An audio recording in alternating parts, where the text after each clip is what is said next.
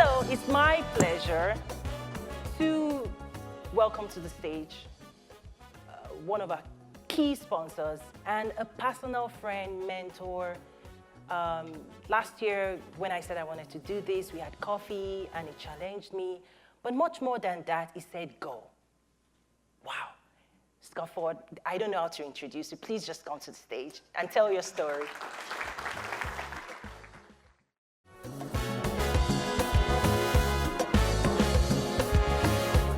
While you're finishing up, I appreciate the support. My dad loves to start every meeting with, "Who's a salesman? Who's a salesman?" And and inevitably, a few will raise their hand, and then he'll tell the story. He said there was nothing happens until you make a sale. He says, used to run a telecom company. He says, you know what? Until we've made a sale, I don't need any engineers. I don't need any accountants. I don't need any HR people. I don't need any research people.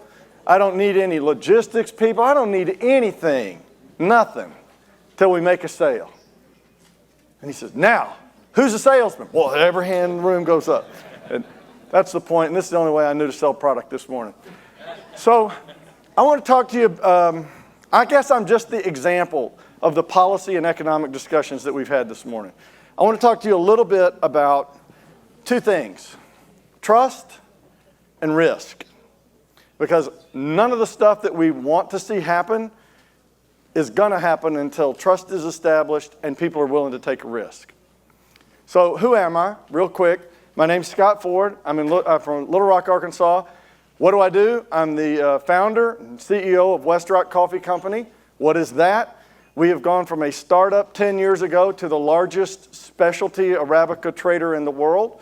We also have a roast and ground business here in the United States, which I'll tell you more about in a little bit, but that's where we got started. And we started in the country of Rwanda. So let me back up just a little bit and tell you two stories. The first story I'm going to tell you about is a guy named Claude Shannon. How many of you know who Claude Shannon is? All right. Claude Shannon will go down, when history's written 200 years from now, Claude Shannon's going to be one of two names that are remembered from the last 200 years together with Einstein. Claude Shannon is the guy who invented information theory. So far, not so good with you, okay? That's all right. I'm going to quickly explain it to you. This actually ties to coffee in Africa. You ready to ride the ride? All right. You're going to have to stay with me, though. Here we go. Information theory was the solution to the greatest problem in 1940. In 1940, there was World War II was about to break out, and Churchill and Roosevelt needed to talk to each other. How many of you saw the Churchill movie that just came out, right? So he goes into the restroom and he's talking on a phone to Roosevelt. That's the first digital phone call in the history of mankind. And it was kind of a very rudimentary way to take a pulse wave that was analog, count the steps, and then take a voice, digitize it, and turn it back into a voice. First time that had ever happened. So America was very worried that the Germans might be listening in on this. And so they brought in this young scientist who was kind of the brightest guy in the world at that point in time, and his name was Claude Shannon. And they said, can you break this? They didn't tell him what it was. They said, can you break the code? He couldn't break the code, and they knew, therefore, they could trust the system to let Churchill and Roosevelt talk to each other. Interesting. He then goes on to say, he goes on to solve the greatest problem of that era, which was kind of interesting. The greatest problem of the era, what everybody thought was about power and confusion. Everybody thought if we could increase power, think about a radio signal, if we could increase power, if we could just increase power and blare our signal out louder, that will fix everything. There's a lot of politicians still practice that, right? Power is the answer. Power's not the answer. Right? They said, well, power's got to be the answer. And then the other thing we've got to do is we've got to reduce transmission noise. If we can only reduce transmission noise, then when the radio transmitter sends the signal and the radio receiver receives it, we could clearly understand what's going on. That was the greatest problem. And as war's approaching, you can appreciate that is a huge problem. Thousands of PhDs around the world working on this program, working on this problem, all trying to solve the problem and noise problem. Tens of thousands. They have PhDs in it. Claude Shannon walks up to it and goes, well, really, I don't think we're asking the right question. He walks up to it and he says, what if the receiver could trust that it had received the correct information with 100% certainty? Then you just have to run each medium at its optimal power. You don't have to overpower it. And you actually don't have to worry about noise because noise will be taken out. And he invented this little piece of algorithmic code that says, I'm going to repeat myself in ones and zeros, bits. You've heard of the word bit? You've heard of the digital revolution? He's the guy that figured out we'll make this a binary 1 and 0 code. We'll send it across and we'll put a self loop in it, and it'll loop enough until the receiver is 100% confident to receive the message, and then no more, so it doesn't get stuck in the internal loop. And the digital age was born, and I see all of you on your phones, and the code that he wrote is still in the phone in your hand. He'll be the only guy other than Einstein that science remembers 200 years from now. That's Claude Shannon. Let me tell you another little story. About the same time that Claude Shannon was going on, there was a subsistence farmer named Ruby.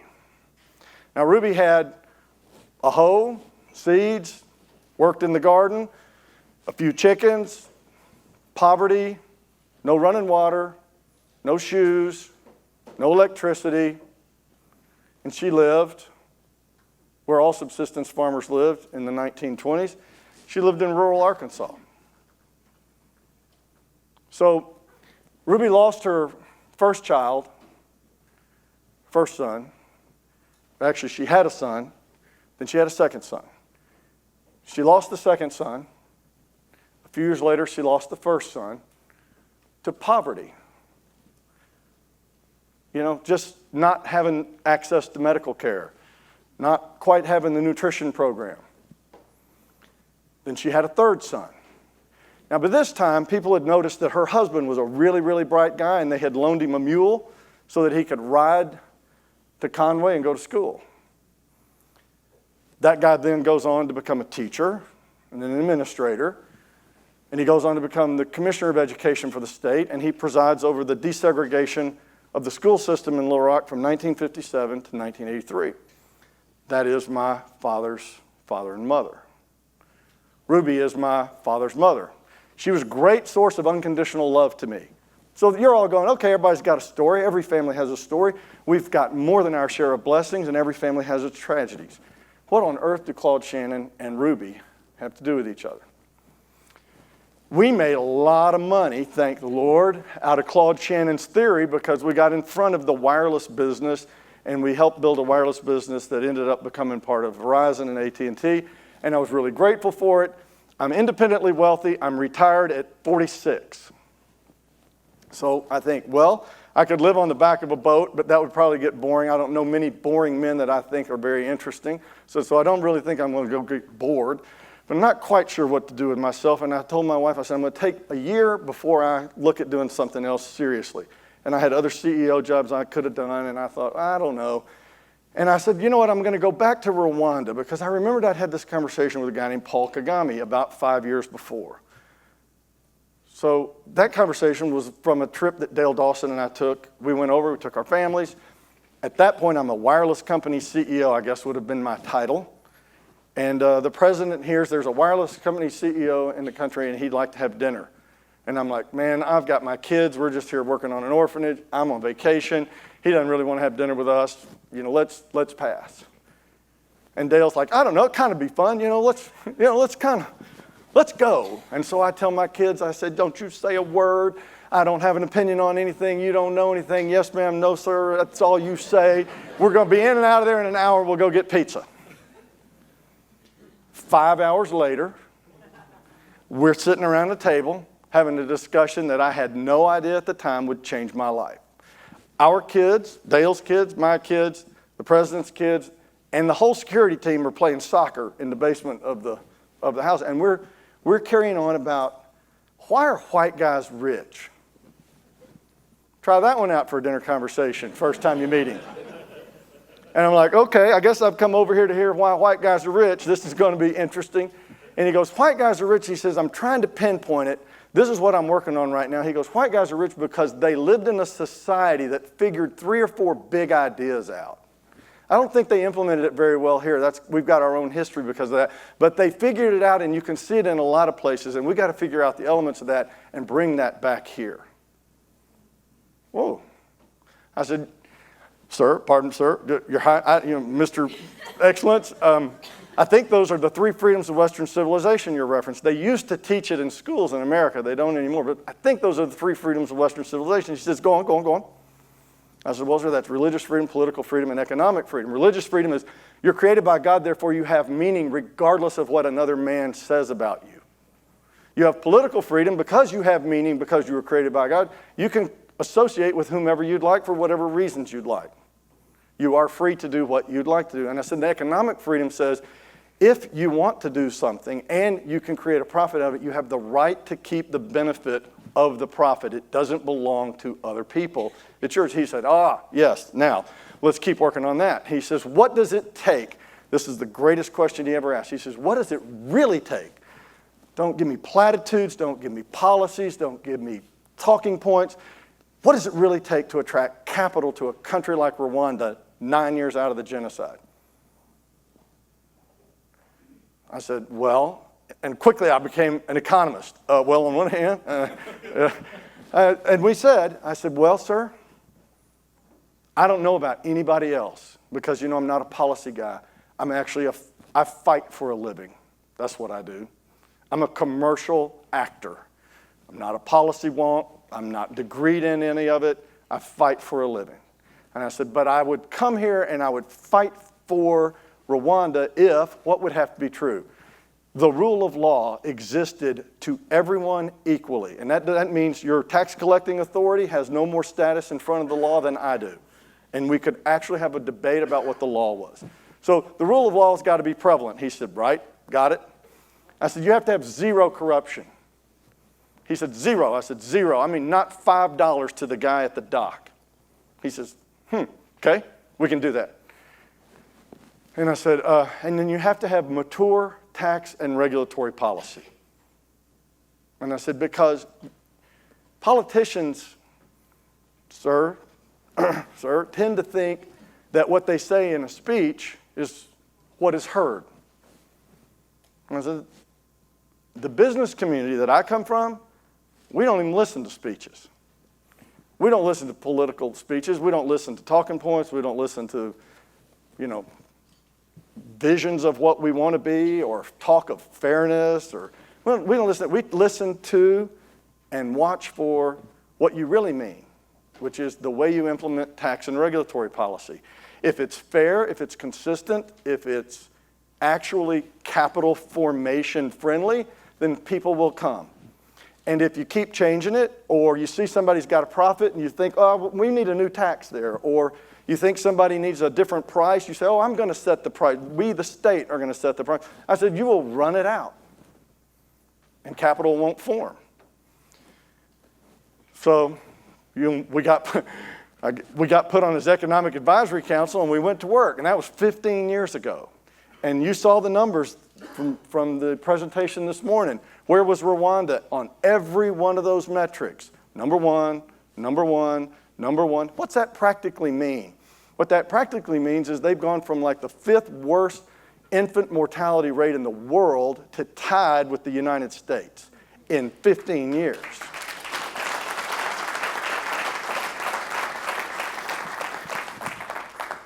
That's just one practical application of policy being implemented correctly and attracting capital.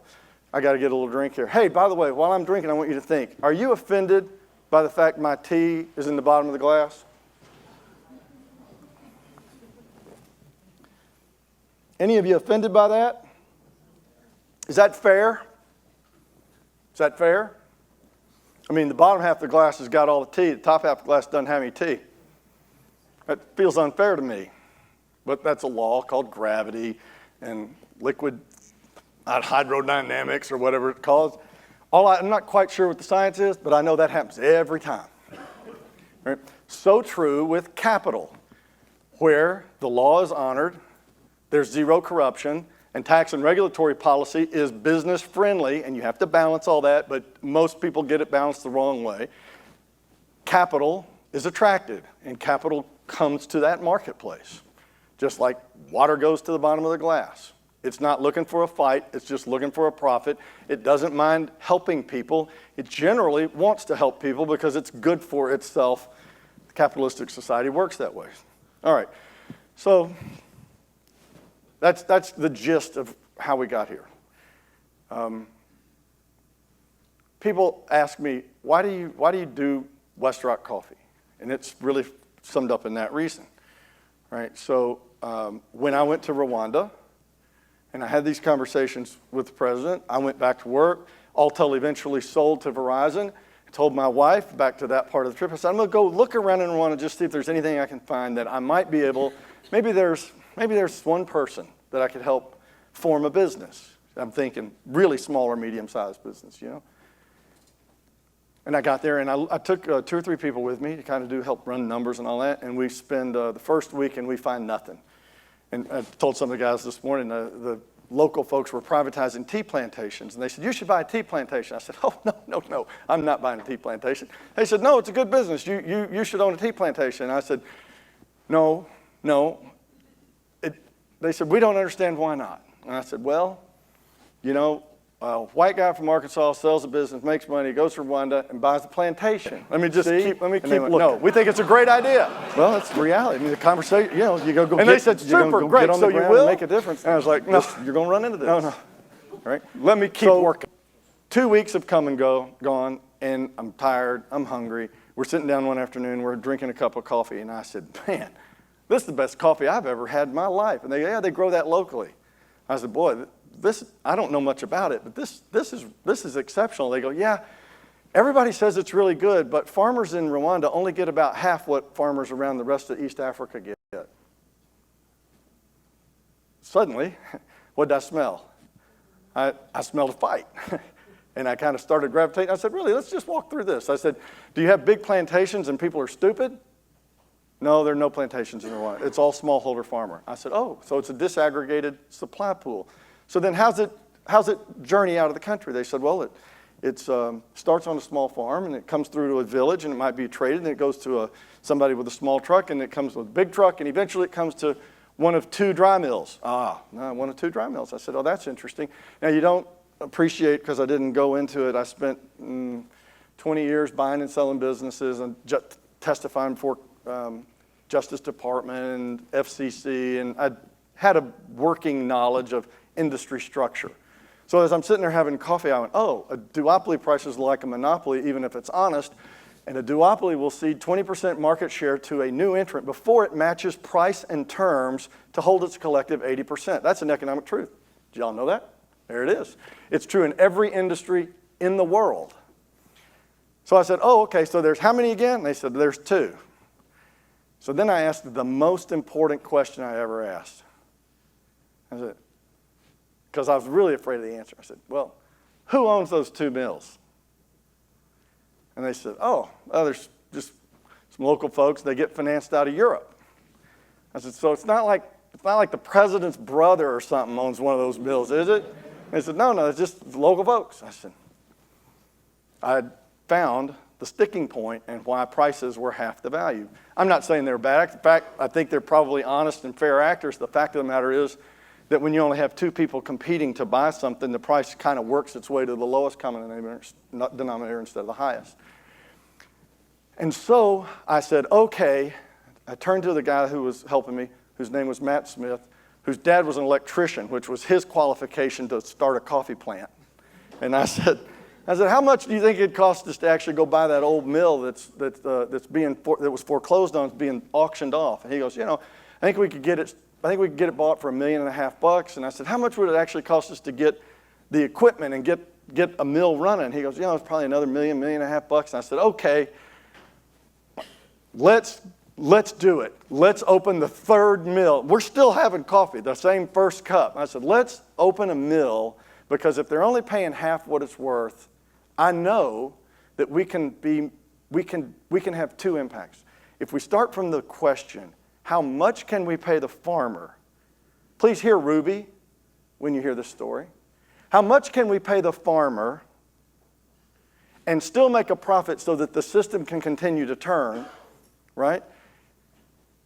And instead of how little can we pay the farmer and take the profits back to Switzerland? Right? It's a simple question. That one I knew. And then I asked, the next question that was really important. I said, so, you remember this one? I said, so, you plant coffee like soybeans or what? So I'm now $3 million into the coffee business, and I asked my first operational detailed question. You plant this like soybeans or what?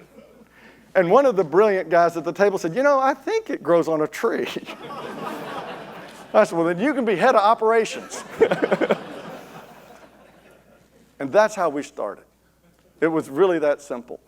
Fortunately, Rwanda got these things right. Everybody's equal under the rule of law. And we have been through law cases, and sometimes they take 2 years as the legal processes has matured, but that has gone right. There is zero corruption. I mean, not $5 anywhere. And they are working always to improve their tax and regulatory policies, and because that's a work in process. It takes a generation. No one person does that. And it's a work in process, and we battle on in good faith where we trust each other to tell each other the truth and figure out what is the right policy, what really works for people. So now I'm long a coffee plant. I start buying coffee because I've got to get to 20% market share, because when I get to 20% market share, what's going to happen? A duopoly prices like a monopoly, even if it's honest, and then a duopoly will cede 20% market share to a new entrant before it matches price and terms.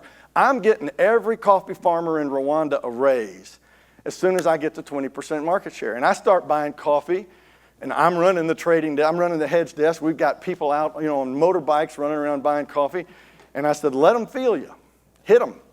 We went from 55 cents to 65 cents to 75 cents to 85 cents to 95 cents. And coffee went from 45 cents, miracles of miracles. About 3 weeks in, our competitors moved their price from 45 cents to 95 cents. Those are actual numbers. Right? No. We haven't done nothing yet. We're still trying to figure out how. You mean it's like a P or like a B? It's like a cherry. Oh, cherry. Right? It's crazy. It's crazy. It's only, you can't make this crap up. It's crazy, but it's true. So we got the price up. The duopoly matched our price. Now there's 3 of us operating mills in Rwanda, and the price is 95 cents. And Ruby is getting the local global fair price. Now, Ruby doesn't know who I am, never heard of my name, doesn't matter, right? Because the first thing women do, 70% of our clients are women, the first thing women do with excess money, when you double their cash income, and that's what coffee is to them, they live how they live, right? This is their cash income. The first thing women do with it is what? They feed their children. Protein goes up, and we've done the study. Protein goes up in the diet, number 1. Number 2 surprised me just a little, number 2. Number 2, they make sure that the teacher who is teaching can teach them effectively how to read, write, and think through problems in the world. And they will hire private teachers in the community if they have to. Subsistence farmers will hire private teachers to make sure their children get an education. Number 3, I don't think everybody would be so proud of, but they love, just like everybody else in the world, they love a little sugar. If you can get a little sugar, a candy bar, something, a little extra money, that sugar's number 3. We're going to work on that. We're going to keep working on that, maybe have a better number 3 than that. But that is true. So now I'm in the coffee business. We came up with a name, Rwanda Trading Company, because the old name of the mill was Rwandex, and they pronounce it with a French accent, and I couldn't say it, so we had to change the name to Rwanda Trading Company. Yep. And then I'm long a plant. I'm long millions of pounds of coffee. And I'm like, I may have violated some unwritten code, right? I may be long this coffee forever. Now that I've bought it, I need to sell this. And this is where it really gets interesting back on the trust side, on this side. So the first thing I had to trust the man who said, I'm going to bring about rule of law, zero corruption, and policies that are at least neutral to a business investment. And I had to look him deep in the eyes and think, am I going to spend the prime years of my career, do I trust this guy to do that? Because there's no guarantee this is going to be successful. I sat down with my wife one time early on, and I said, hon, you know, this could roll on us. If we had achieved escape velocity, we could be on the back of the boat, and we are neck deep pushing this coffee business up the hill. And she said, well, these may be my favorite words I've ever heard. Well, I guess I do, you know, your child's healthy, and then maybe this one. And she said, well, we started with $600. If we go back to that, we'll start over. I've told that to people, and women normally go, you're an idiot. Right? If you really get honest, they go, you're an idiot for putting yourself in that place. I tell that to guys, and they go, man, that's sexy. I actually had a guy tell me that. I went, I hadn't really thought of it like that, but yeah. So I'm Long Coffee. I need someone to trust me to sell it. I don't know anybody that buys coffee. I just start putting out feelers. I said, there are people that buy coffee in Europe. There's trades that buy, other European businesses buy coffee. Let's just start calling them. And then I got a name. I got the name of Carly Rosenkrantz. She's the coffee buyer at Walmart. And I said, I called. I said, could I please have an appointment? And, if I'd known, you can't make it up. And she said, okay, come tell me your story. And I told her the story. And she said, and you've built a roasting business in North Little Rock. And you're just getting into business. I said, that's right. And I said, I'd like to pitch your private label. She says, those are contracts, they're put up. She said, they're not open right now. What's your brand? On the spot, I don't know if I've ever told you this. On the spot, I said, my brand is, let's see. I live on the western city limit edge. Really, my farm is literally on the western edge of Little Rock. And I had I run cows on my farm, and I had to call the farm something for an LLC, and we called it Westrock because, I thought it was funny. And she said, what's your brand that you're going to sell coffee under? And I said, it's Westrock. And I remember she looked at me and said, okay. And that's how Westrock Coffee became a branded product. And we got into Walmart. Now, we didn't stay in Walmart because we weren't ready for the scale of that. But you know what? We hung around. And then we got a little piece of business from Sam's. And then years go by, and we get another. Sam's got cut off by a supplier one time, and they called it an emergency. And we made no money on it. I said, just do it. Work 24/7, put it in a truck, run it to them. They said, we're going to lose money. I go, that's the smallest part of the problem I've got. Just do it, and something good will happen eventually. Years go by. A 2-year RFP for a new product. Now we've built a real business. We've got some scale. We've got operational people that are excellent. We've actually gotten this thing down. We compete for it, and we win. And last week, Sam's Donut Shop was labeled the new product of the year in Sam's Club. Now that you can applaud.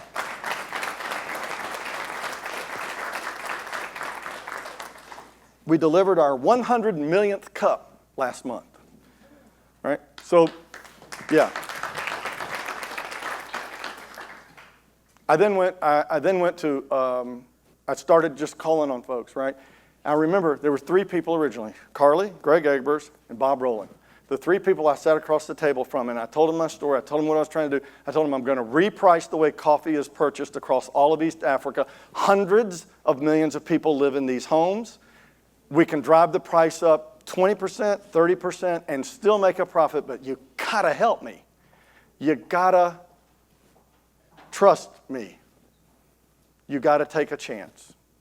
I don't have a 10-year track record in this business. I do in others, but not in this business, right? You gotta trust me, you gotta give me a chance, and if you will, I will not disappoint you. Not one time in the new product last year did any single store ever once run out of product. Right? Nobody does that with a new product that went out as fast because we knew we were stewards of trust, and we knew that lives depended upon us getting that right. I don't tell this story very often, and I'd never tell it in a big group. But I thought it was important that you got a sense of how desperate day-to-day life is when you're trying to build a business where you don't have the rule of law, where you don't have zero corruption, where you don't have informed regulatory policy. We are in many countries today. We're in 20, oh, am I done? I'm done, all right? We're in 20 countries today. Not every one of those countries act like Rwanda. One country we recently had to leave. You change the laws, you have to have a politician as your partner, we're gone. You have to pay the people at the port to get product out, we're gone. We're an American. We operate under American law everywhere we go. Those three things, if you're in Africa and you're a policymaker, those three things are the only thing you have to get right. The free market system will price it for you, it will finance it for you, it will bring credit, it will bring venture capital money, it will bring risk capital. The global free market system will come solve 90% of your market problems, but you must get those three things right. And on the US side, managers, please support your buyers who are taking a risk with someone who's starting up, because what they're trying to do has to have somebody trusted to get the flywheel turning. So, thank you.